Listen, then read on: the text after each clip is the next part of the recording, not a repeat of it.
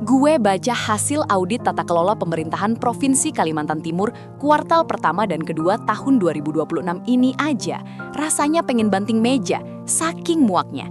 Bayangin aja, Kaltim itu sekarang lagi bener-bener jadi sorotan utama se-Indonesia, bahkan dunia. Gara-gara ada mega proyek Ibu Kota Nusantara alias IKN yang letaknya bener-bener ada di dalam perkarangan rumah mereka sendiri. Logikanya nih, sebagai tuan rumah dari pusat negara yang baru, warga lokalnya itu harusnya diangkat derajatnya, difasilitasin gila-gilaan, dan dibikin sejahtera mentok. Tapi realita di lapangannya, boro-boro sejahtera. Yang ada warga lokal malah kayak diinjek-injek dan diperas abis-abisan sama elit pemerintahannya sendiri. Dinamika tata kelola di sana tuh udah bukan lagi urusan ngurusin kesejahteraan daerah biasa, tapi udah bermutasi jadi ajang bancakan yang nyerempet kepentingan nasional, arus masuk investasi gede-gedean, sampai ngorbanin kelestarian alam dan nyawa orang. Laporan independen ini tuh benar-benar ngulitin habis betapa bobroknya transparansi dan integritas di bawah rezim Gubernur Rudi Masud. Dan asli deh, setiap poinnya bikin mual dan pengen teriak. Kita mulai dari kelakuan awal yang paling bikin sakit hati dan benar-benar nunjukin betapa nir empatinya pejabat satu ini. Awal tahun 2026, di saat warganya lagi megap-megap ngadepin transisi ekonomi daerah yang luar biasa berat, lo tahu nggak si gubernur ini ngide apa? Dia dengan PD-nya nganggurin duit rakyat sebesar 8,5 miliar cuma buat beli mobil dinas eksekutif baru buat nyenengin ego dan kenyamanannya sendiri. Sumpah ya, 8,5 miliar itu duit loh, bukan daun. Bisa buat benerin jalan rusak berapa kilometer coba. Makanya, nggak heran kalau mahasiswa sampai ngamuk dan turun ke jalan buat demo besar-besaran tanggal 23 Februari 2026. Mereka nuntut keadilan, nanya kemana hati nurani pemimpinnya kok malah minta difasilitasin semewah itu di tengah penderitaan warganya. Parahnya lagi, awalnya pihak eksekutif provinsi itu kekeh banget dan ngerasa nggak bersalah. Bilang kalau proses pengadaan mobil mewah itu udah sepenuhnya sejalan sama regulasi dan standar kepatuhan. Seolah-olah mereka mikir, ya udah sih, emang jatah gue sebagai gubernur. Untung aja, ada tekanan kuat dari instansi vertikal tingkat pusat kayak KPK, BPK, sama Kemendagri yang turun tangan ngasih teguran keras. Sampai akhirnya proyek halu itu dibatalin secara definitif tanggal 27 Februari 2026 dan duitnya ditarik balik ke kas daerah. Ini tuh bukti nyata, literally bukti empiris di depan mata, gimana celah kebusukan di proses perencanaan anggaran Kaltim itu terjadi. Selera elit bisa gampang banget lolos saringan birokrasi dan hampir kejadian kalau nggak digagalin sama tekanan eksternal. Kasus mobil ini jadi pintu masuk buat ngebongkar kebejatan yang jauh lebih masif di belakangnya. Terus lo pasti mikir, kenapa sih dia semaruk itu sama harta? Nah ini dia plot twist yang bikin dahi gue makin berkerut dan emosi memuncak. Analisis forensik di laporan ini ngebongkar habis isi dompet alias profil finansial sang gubernur lewat LHKPN periodik tahun 2023 yang dia laporin ke KPK tanggal 22 Maret 2024 pas dia lagi transisi kekuasaan. Dengerin baik-baik, di atas kertas, dia amang tajir melintir dengan total harta kekayaan kotor alias gross assets nyentuh angka 320 miliar. Wow banget kan? Tapi jangan ketipu sama cover doang. Di balik aset ratusan miliar itu, nyelip utang atau liabilitas yang angkanya bener-bener bikin jantungan, yaitu sebesar 137 miliar rupiah. Lu bayangin aja, hidup dengan beban utang 137 miliar. Rasio utangnya itu hampir 43% dari total asetnya, yang jelas-jelas nimbulin tekanan arus kas ekstrim yang bener-bener gila. Terus lo pakai logika aja, say. Gimana cara dia nyicil pokok dan bunga utang segede gaban itu setiap bulannya kalau cuma ngandelin instrumen remunerasi jabatan standar kayak gaji pokok, tunjangan, atau dana operasional resmi seorang gubernur? Gak bakal nutup. Dari sini aja ketahuan banget kalau penopang stabilitas finansial dan kelangsungan hidupnya itu sepenuhnya bergantung mutlak sama kelangsungan bisnis dan dominasi pasar perusahaan keluarganya. Kondisi ini melahirkan badai benturan kepentingan struktural yang bikin setiap kebijakan yang dia keluarin itu rentan banget disubordinasikan dan dibajak cuma buat nyelamatin valuasi korporatnya biar dia nggak gagal bayar utang ke bank. Bener-bener licik dan jahat banget kan motivasinya? Dan lo tahu nggak gurita bisnis apa yang jadi nyawa buat nyelamatin utang-utangnya itu? Keluarga sang gubernur ini punya mesin pencetak uang raksasa, namanya Barokah Perkasa Group.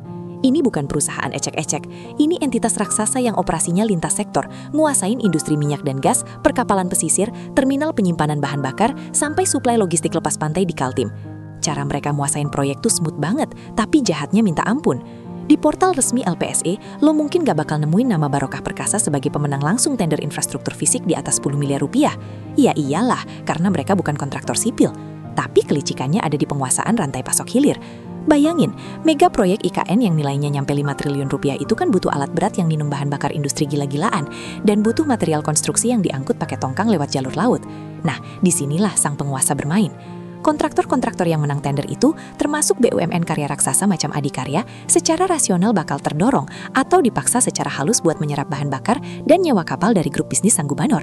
Ya gimana enggak, kalau kepala daerahnya yang pegang kendali perizinan punya bisnis logistik terbesar, masa kontraktor berani beli di tempat lain?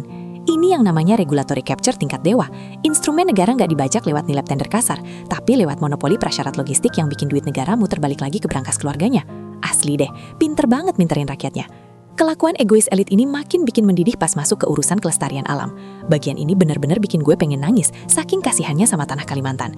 Di ibu kota provinsinya sendiri, Wali Kota Samarinda Andi Harun itu udah punya visi yang mulia dan radikal banget. Dia menolak industri penghancur lahan dan menargetkan Samarinda bebas tambang pada tahun 2026. Dia tahu Samarinda itu bakal diplot jadi jantung penyangga IKN yang bakal didatengin 1,7 juta jiwa. Makanya dia pengen kotanya bersih, nyaman, dan bebas dari debu batu bara yang mematikan.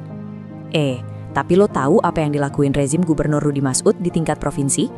Mereka justru muter haluan dan malah ngedorong fasilitasi yang lebih lunak ke industri tambang lewat wacana legalisasi izin pertambangan rakyat atau IPR. Asosiasi Pengusaha Tambang, APBS, langsung kegirangan dan ngelobi pemerintah abis-abisan pakai narasi basi seolah IPR ini obat mujarab buat ngontrol tambang ilegal. Tapi, aktivis sipil dan Jatam Kaltim nggak sebodoh itu buat ketipu. Mereka langsung keluarin nota penolakan absolut, karena usulan IPR ini nggak lebih dari karpet merah buat para penjahat lingkungan yang rakus. Izin skala kecil ini tuh mustahil diawasin kepatuhan lingkungannya, dan ujung-ujungnya cuma dijadiin proksi atau boneka doang, sama pemodal-pemodal hitam kakap yang malas ngurusin AMDAL ketat. Bukannya nepetin janji buat beresin ribuan lubang tambang matu yang ngeracunin marga, negara malah terus-terusan ngelindungin korporasi perusak di zona-zona pengorbanan.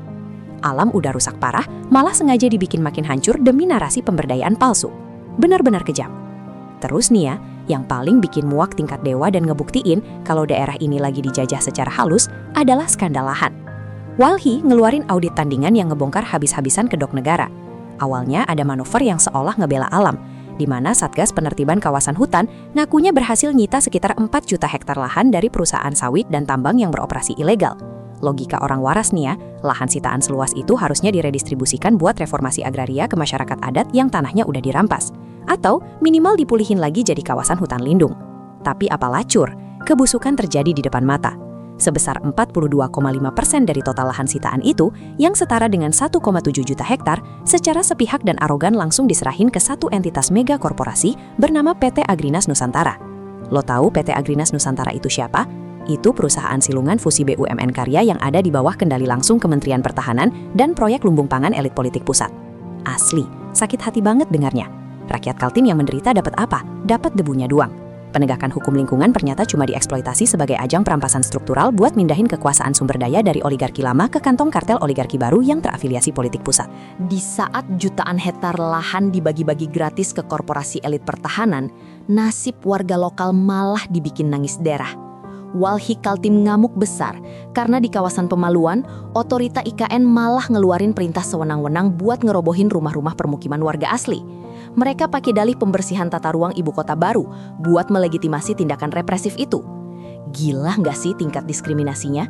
Warga lokal yang udah turun-temurun di sana, rumahnya digusur paksa sama ex-Sahatlar. Sementara pengusaha kakap di Jakarta dikasih lahan sitaan jutaan hektar. Nyesek parah. Kesenjangan ini makin kelihatan dari alokasi uang. Dari mega proyek IKN yang nilainya 5 triliun itu, entitas bisnis lokal Kaltim tuh ngalamin eksklusi struktural yang parah banget. Mereka benar-benar nggak kebagian jatah jadi pemenang atau kontraktor utama. Semuanya dimonopoli sama konsorsium BUMN dari ibu kota lama. Jadi limpahan ekonominya sama sekali nggak memberdayakan pengusaha daerah. Giliran proyek yang murni pakai duit APBD Kaltim buat kesehatan warga, kayak pembangunan gedung Pandurata RSUD AW Syahrani senilai 140 miliar, malah lumpuh total. Proyek itu gagal lelang gara-gara disharmoni dan ketidaksinkronan konyol antar dinas, nunjukin krisis kompetensi pejabat daerah yang malah takut ngambil risiko hukum. Coba bayangin, buat bikin gedung rumah sakit yang genting aja mereka becus ngurusnya, tapi giliran ngamanin duit logistik perkapalan buat keluarga, sistemnya mulus tanpa hambatan. Belum lagi soal kelicikan nimbun tanah. Laporan ini juga mergokin ada anomali soal kekayaan properti para penyelenggara negara. Seiring penetapan proyek IKN di Penajam Pasir Utara dan Balikpapan, tanah-tanah kosong di sana itu harganya naik gila-gilaan secara radikal. Dan tebak siapa yang paling diuntungin? Ya para elit pejabat ini. Nilai properti mereka di LHKPN meroket bukan karena mereka beli baru, tapi karena apresiasi NJOP dari tanah yang udah mereka timbun. Mereka yang ngatur tata ruang, mereka tahu duluan lewat mana jalan tol mau dibangun. Terus mereka pakai asimetri informasi itu buat beli lahan duluan dan nunggu harganya meledak. Ini namanya rent seeking lewat land banking, yang benar-benar culas dan ngehianatin rasa keadilan publik. Jadi kalau lo nanya, kenapa gubernur Kaltim ini benar-benar dibenci sampai ke tulang-tulangnya dan didemo abis-abisan, ya ini jawabannya. Ekosistem birokrasi di sana udah disetir total buat ketemuannya kepentingan infrastruktur nasional sama hasrat kerakusan oligarki lokal. Rakyat bukan orang bodoh yang bisa dikibulin pakai narasi pembangunan. Mereka ngelihat dengan mata kepala sendiri gimana provinsi mereka dieksploitasi, gimana kebijakan diakalin cuma buat ngamanin beban utang sang pemimpin yang nembus ratusan miliar, dan gimana lingkungan hidup mereka dihancurin perlahan. Selama praktik pembajakan birokrasi dan pamer kemewahan ini terus ada, perlawanan dan kebencian dari masyarakat Kaltim itu nggak bakal pernah padam. Wajar banget kan kalau publik nuntut KPK dan BPK buat segera turun tangan ngaudit seluruh sirkulasi logistik kotor ini dan nyetop semua izin baru di Bumi Etam sebelum semuanya hancur lebur jadi debu. Bener-bener bikin emosi sampai ubun-ubun.